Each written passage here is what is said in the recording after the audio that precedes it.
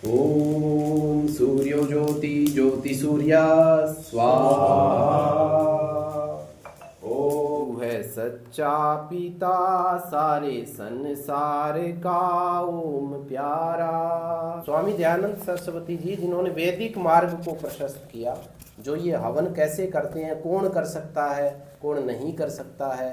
पहले कहते थे कि हर कोई व्यक्ति हवन नहीं कर सकता, यज्ञ नहीं कर सकता, तो स्वामी दयानंद सरस्वती ही इस बात को बताने वाले थे कि यज्ञ हवन वो कोई भी व्यक्ति कर सकता है, बस उसको उसकी विधि आनी चाहिए।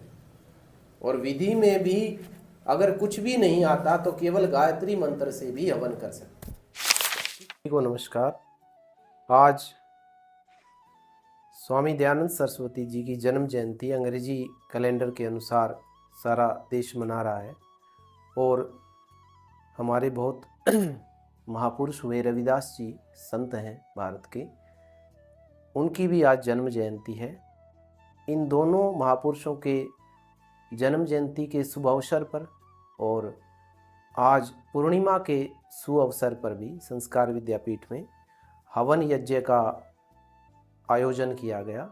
और हवन यज्ञ हमारे 5 महायज्ञों में से एक देव यज्ञ की श्रेणी में आता है, जिसके अंदर अगर हम बात करें 5 महायज्ञों की तो ब्रह्म यज्ञ, देव यज्ञ, पितृयज्ञ, बलिवेश्य देव यज्ञ और अतिथि यज्ञ, इनमें मुख्य रूप से जो यज्ञ किया जाता है सांस्कृतिक समारोह में या किसी शुभ अवसर पर, वो अग्निहोत्र है, जिसको हम साधारण भाषा में हवन कहते हैं।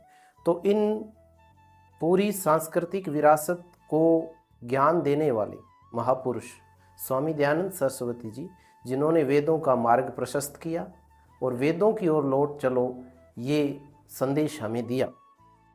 इसके साथ साथ स्वामी दयानंद सरस्वती हमारे जीवन में और बहुत मुख्य सिद्धांतों का उल्लेख करते हैं, उनको भी हमें अपने जीवन में अपनाना चाहिए।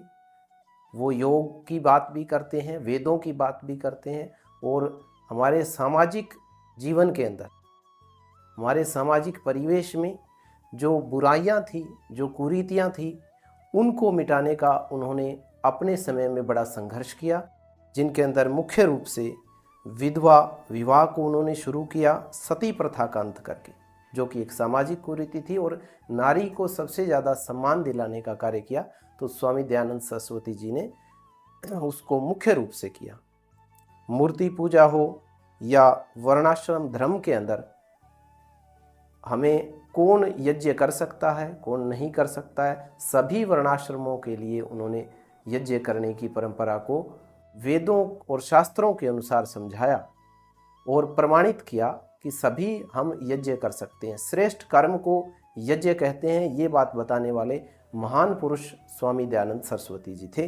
तो आज उनकी जन्म जयंती और अन्य शुभ अवसरों पर इस वैदिक यज्ञ का प्रारंभ संस्कार विद्यापीठ से किया गया है।